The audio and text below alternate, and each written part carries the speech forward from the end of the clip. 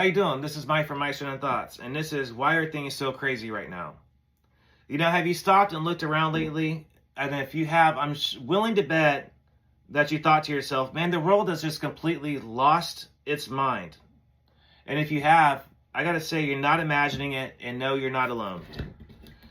If you have been feeling like time is being sped up, and like things that you consider bad and sinful is just increasing around you, like the pressure is mounting on yourself and your family and your coworkers and the people around you, you're actually correct. Something is indeed happening, and that's what we're going to find out today. So people are actually saying things right now like, these are the days of Noah, or it feels like Sodom and Gomorrah out there.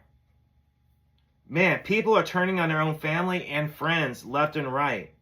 Crime is just everywhere. At one point, this was just considered like a bigger city problem, bigger town problem. But now people in little towns that if you blink and you miss it, even them and those little towns are going, man, what is going on? It's just crime is so rampant and nothing is being done about it. So they're trying to find fault in everything else except for what is really going on. Right now, evil is being called good and good is being called evil. This is being, at one time, this was like Hollywood and the music industry would push different agendas, and it was commonly associated with that industry. But now it's politicians, world leaders, community leaders, and religious leaders that are actually doing it. Evil is being called good and good is being called evil. The things that are good is actually being called evil now. But when you think about it, the Bible told us that this day would come. And I have a belief right now that God is raising up Christian men like myself and yourself, the men that are watching this, for such a time as this that we're in. But to do this, we do have to have an understanding of what I mean by the present time. The hour has already come for you to wake up from your slumber, because our salvation is nearer now than when we first believed. That's Romans 13:11. Now this message, though, it is not just commentary. This is actually a call to arms, spirituality, warfare, because we are not called to be passive watchers of the chaos. We are not called to be watchmen. Or we are called to be watchmen, sorry. We are called to be warriors. We are called to be leaders in our homes, in our communities, in our churches. Jesus did not leave us in the dark about the signs of his return. He compared those to the days of Noah and the days of Lot. We're going to find out exactly what I mean. So in the days of Noah, people lived openly in the wickedness, mocking righteousness and carrying on with their life until judgment came suddenly upon them.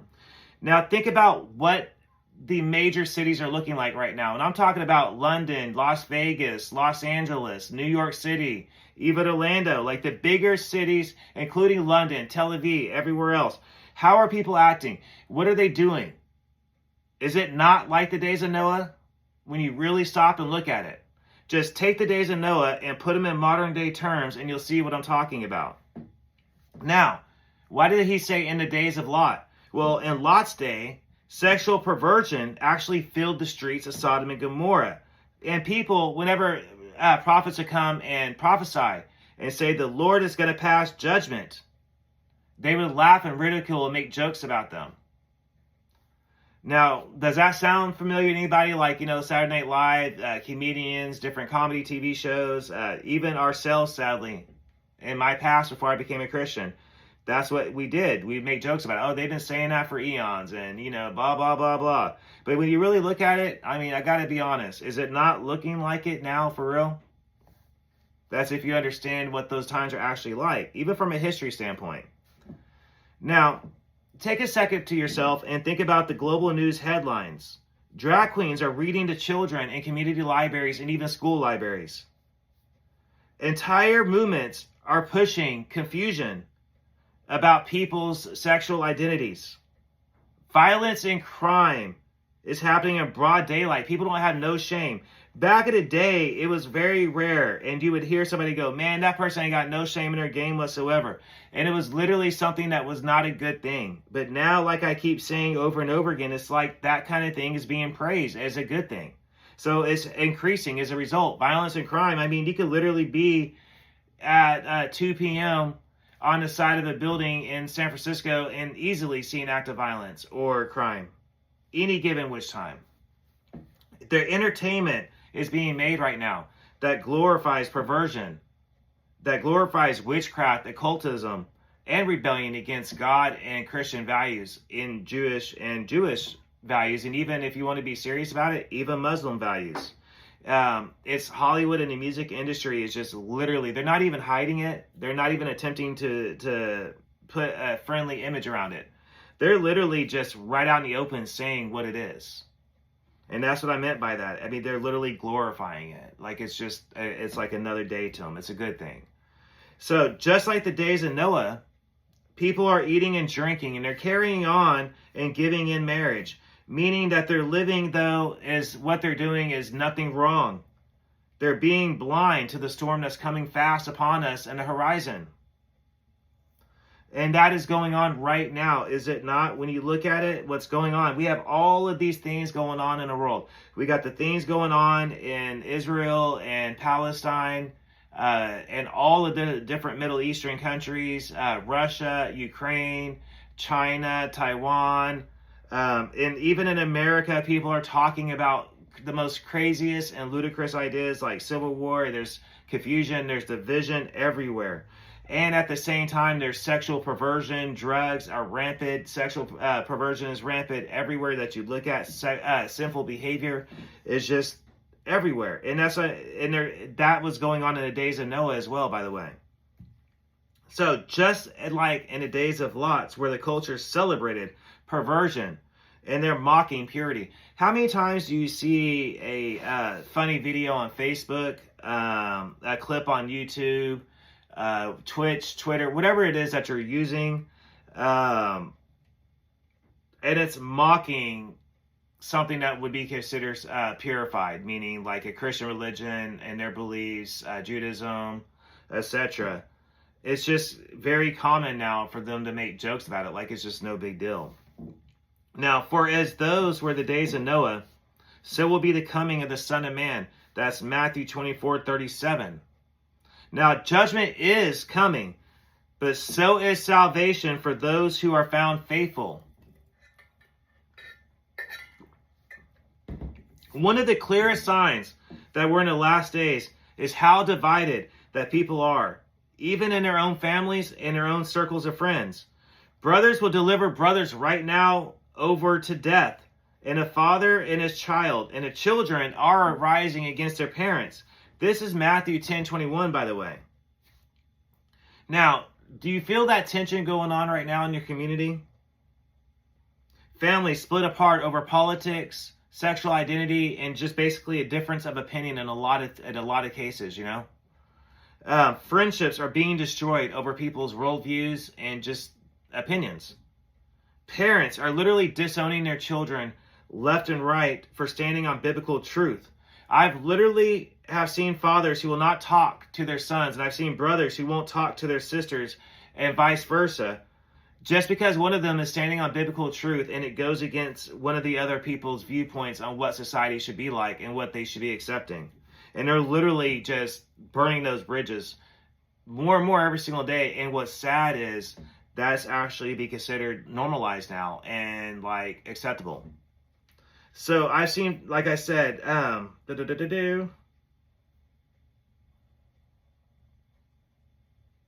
Yep. Sorry about that, guys. Hold on. So Paul told Timothy, however, right, that it would be like this. People would be lovers of thyself, lovers of money, proud, arrogant, boastful, abusive, disobedient to their parents, and ungrateful. They would be unholy, and they would be heartless and grow to be cold towards one another. That's 2 Timothy chapter 3, verses 2 through 3. However, is that not happening right now? Are people not becoming more cold towards one another when you look at them? I mean, absolutely heartless they are.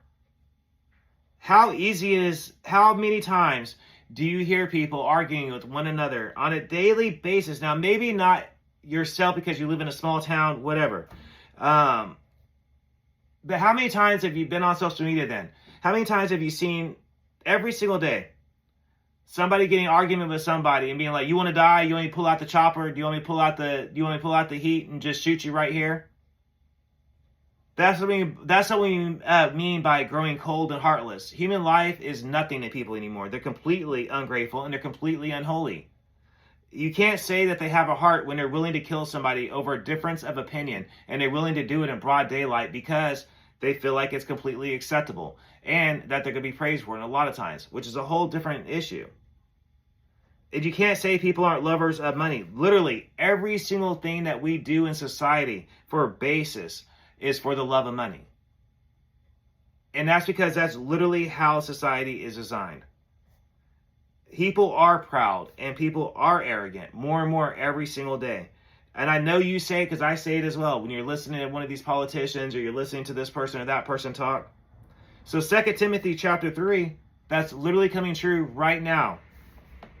This is not just human nature. And that's what a lot of psychologists will say, well, this is just human nature. It's okay. This happens. No, it's not human nature. This is spiritual warfare. The enemy knows that if he can actually break apart our families, that will actually weaken the men, and that would destroy the unity within a community, and that will cripple the church influence and society over time as a result. But all is not lost. Here's the good news. God always preserves a remnant of men who refuse to bow down, men who refuse to be silent, men who will lead even as other men are collapsing. And what I mean by that is, how many times have you heard that this preacher from this church or this ministry or this religious leader from this industry is now leaving? They're collapsing, right? Well, God's preserved that remnant because they also have other men coming up behind them to preserve those spots. So once again, the Bible's coming true. So when I was younger, people, at least, when you think about it, they used to hide their sin. It was something that it wasn't cool to be like that overall in society. When people were being like that, they would keep it to themselves or a small group of people. They didn't want it to be out in the open. But now it's actually being flaunted. Lawlessness, people not following the law. It's not just creeping in anymore. When you really look at it, it's exploding all the way around you. But when you really think about it, again, Jesus actually said, because lawlessness will be increased, for the love of many will grow cold. That's Matthew 24:12. Did we not just go over all that? That's literally how people are becoming. When you look around, road rage are turning into shootings, and mobs are literally looting stores, and entire cities are being paralyzed by crime, and no one seems to be addressing it anywhere in these liberal cities. In fact, many of those city leaders are even finding ways to celebrate it as a result of encouraging it, which has all been prophesied before when you really look at it. For that is literally what Jesus said. Lawlessness will be increased, for the love of many will grow cold. That's literally what you're seeing. But even farther, Isaiah warned us, woe to those who call good a good evil. That's Isaiah 5:20. Now, we live in a time when standing for righteousness gets you labeled as hateful and endorsing sin. So you get praised as brave. That's lawlessness. That is rebellion. What I mean by that is, like, whenever you're doing something good that you're standing by your faith, what our Bible teaches us to stand by, that is literally right now getting called hateful. And if you're saying something from the Bible, in many cases, it's literally getting called hate speech right now. And that's why I said that is pure lawlessness, and that is pure rebellion out in the open, and it's being normalized. But as men of God, listen, we are called to stand firm. Even when they cancel, even when they try to threaten. This is one of the biggest battles today that we got going on. Listen, sexual confusion, gender distortion, pornography at every single corner that you look at. Innocence is literally being stolen from children right in front of our eyes. How many times have you been sitting at the dinner table? And I'm saying that because in America, the average dinner time is between 5 and, I would say, 8 o'clock on average.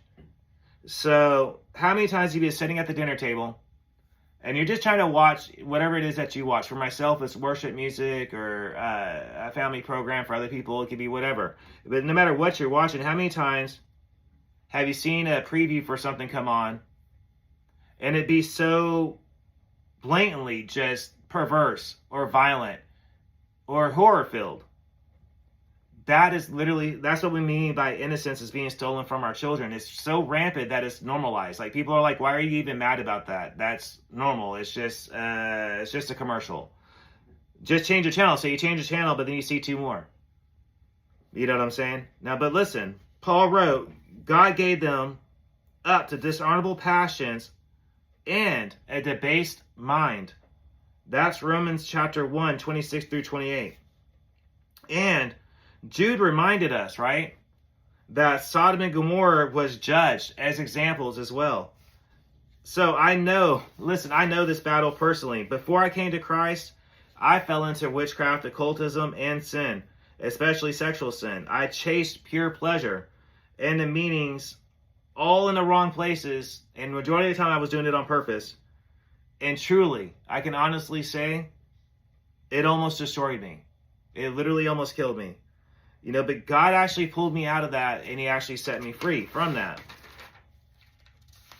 That is why I can literally sit here and say, it does not matter how far that you have fallen. God can break any of those chains. But to do that, you have to stand apart and you have to resist it. You have to flee from the sexual immorality. That's 1 Corinthians chapter 6 through 18. Not flirt with it, not justify it. You have to flee from it. When you get that urge, you got to run from it. You know what I'm saying? There's some things that just aren't as easy to say no to. And that's why it says flee from it, run from it. Before it destroys you. Because if you flirt with it, meaning if you just, here's what I mean by that. Okay.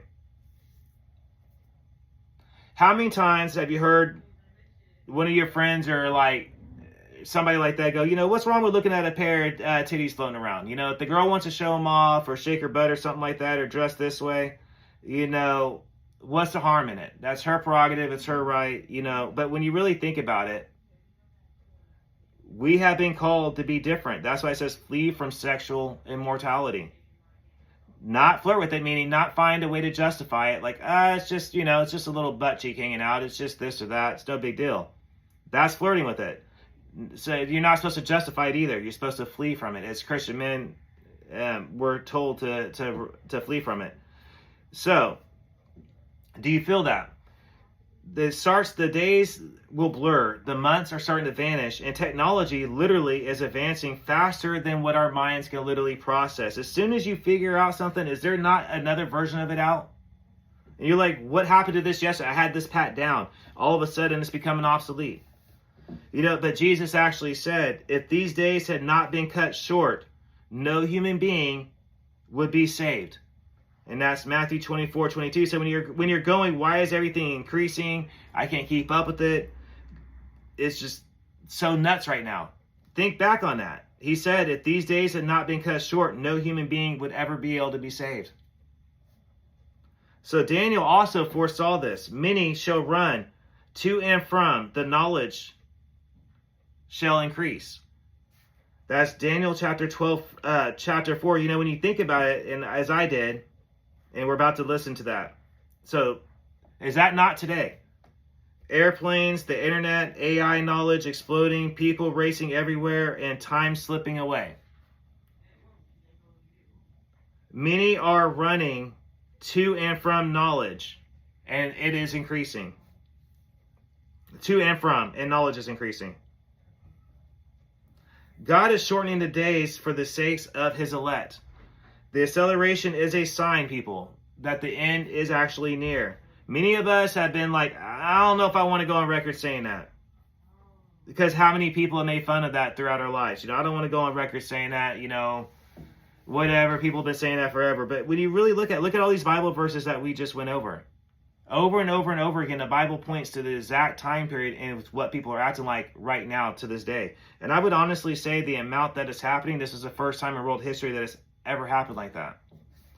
So some of you may actually be wondering, how do I actually know all this? I mean, I dropped out of school and literally people said I wasn't going to make it myself. And all of that is true. I was held back. I dropped out. The only reason why I got into college is because I passed a test for the state of California that showed that I knew enough to go to community college. I worked every single type of job there is, such as landscaping, welding, carpentry, construction, telemarketing even. And yes, I was homeless. I battled drug addiction. I was told that I would never be able to have a family and I would never achieve anything other than basic success. But yet, I never stopped seeking. I went to college, as I said. I studied anthropology, psychology, even English journalism. I explored into witchcraft, shamanism, New Age, and Satanism because I was seeking the truth spiritually. Who had it right? Was it the ancient cultures that had it right? Was it the Christians that had it right? Was it the Jews? Was it the Muslims? I spent a whole lifetime trying to find those answers. And eventually I found it. Not in religion and not in philosophy, not in the occult, but in Jesus Christ himself. I got saved, I got baptized, and everything changed. So when people ask me, how do you know this? My answer is simple. The grace of God. By the grace of God, I am what I am. That's 1 Corinthians 15:10.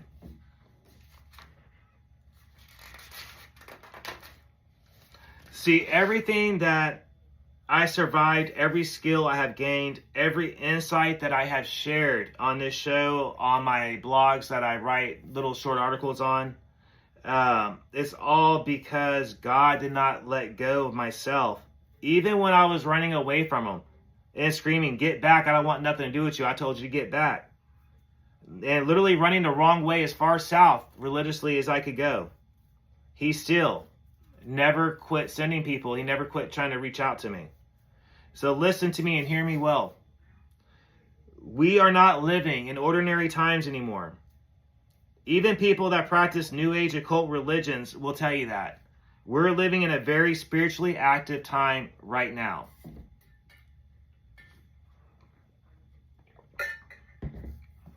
And that reason is we're in the last days. God has placed yourself and myself here on purpose. There is a reason for it, believe it or not. So do not be surprised by the chaos that you see because it was foretold to us. And do not shrink back. Stand upright. Do not conform to the rest of society, but be transformed by the grace of God and what you learn by the word of God. Read it for yourself and he'll start talking to you. The enemy wants passive men. The enemy wants beta men. He wants distracted men. He wants addicted men so that they will stay silent on the issues and be like, I'll deal with it later. But God, he is calling for a generation of warriors, of watchmen, men who will stand firm in the faith, lead their families, preach the truth, and fight the good fight. Be watchful, stand firm, act like men, and be strong. That's 1 Corinthians chapter 16:13. You were made for this moment. You were born for this fight that we're going through right now. And that's the reason why so many things don't make sense to you. Do not ask why it's getting darker, but try to become the light in the dark. Evil dies in darkness. The evil strives in darkness and dies in the light. So try to become the light and surround yourself with things of the light. Listen, Father, I pray for every man reading or listening right now. Strengthen them, purify them, and call for them for a higher purpose. Let them know. Remind them of who they are and that they're not accidents, that they were created for a better reason, for a better purpose, for that they are warriors and they were born for this very time. Give them courage in the face of chaos and give them faith when the world is shaking. Give them love when everybody is hateful that's around them.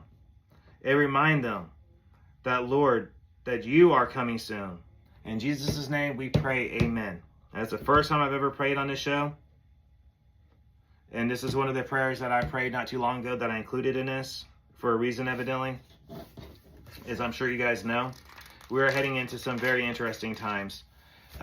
We got another episode coming for you really soon. And like I said before, when you're trying to make sense of all this that's going on, it doesn't matter what religion you look at, because honestly, If you're a Christian, you know the times that we're in. You could recognize it. You could try to ignore it all you want to, and you could sit there and try to say that that's not what's going on. You could go to church on Sunday to try to say that you're doing the right thing and ignore what the pastors are saying, because I listen to a lot of ministry. And 9 times out of 10, when Sunday rolls around, ironically, somehow my pastor, who is a smaller town kind of pastor, is preaching the same thing that I heard a bigger preacher preaching about, which that's the sign that God is moving. But even farther, even if you're not a Christian and you look at the world as a whole and you're going, how is this all happening right now? It's been foretold. There's reasons why. That's why you're seeing such a reemergence, by the way, of old faiths. When you really look at it, you have a massive wave right now of people bringing back what they're calling their original religions and going back to what their people originally had. And they'll try to say it's before colonism and before, which is even more ironic to me because like this documentary I watched recently pointed out, Christianity was born in Africa. Ethiopia has some of the most oldest churches in world history, by the way. FYI for people out there. Think about that for a second. And that's why you have so much confusion around. You have a confusion around spiritual issues. You have confusion around all of that. All of this stuff can be explained if you read the Word of God. That's ultimately what I want to say. If you go to the Word of God and you read the Bible for yourself, learn it and read it, and He'll start talking to you, and you're going to start lining up, and you're going to start seeing what we're talking about. You can't deny it once you see it. You really can't. But again, this has been Mike from Mike's Random Thoughts. This is a shorter OTT. I got another episode coming to you guys real soon. Oh, and on an off chance you guys have noticed on my blogs, I'm posting a lot of things related to World War II. That's because I'm currently researching the next season. I already have this whole season that I'm recording currently already completely written out. And I'm already researching for this upcoming season. So if you're seeing a lot of that, that is the reason why. And when I get closer, as always, I will update about what that research is about or why I'm researching it. Or just look for me to drop Easter eggs, as I often do. I'll do that on Instagram, Facebook, and Twitter often. And that will give you guys a little insight to what I'm researching and what it could possibly be about. What I can say is one of them will be a World War II special, and one of them will be a special about a certain region. I just haven't decided if I'm going to fully take on that or not. But I am currently researching next season. So if you're seeing an influx of different posts related to World War II or related to this experiment or that experiment, it's because I'm looking into stuff to cover for this upcoming season. I told a lot of people this upcoming season, after this season, I'm going to try to do a little bit of true crime and history, and of course my faith. And we're going to see how everything works out. Again, this has been Mike from Mike's Random Thoughts. I'll see you guys real soon.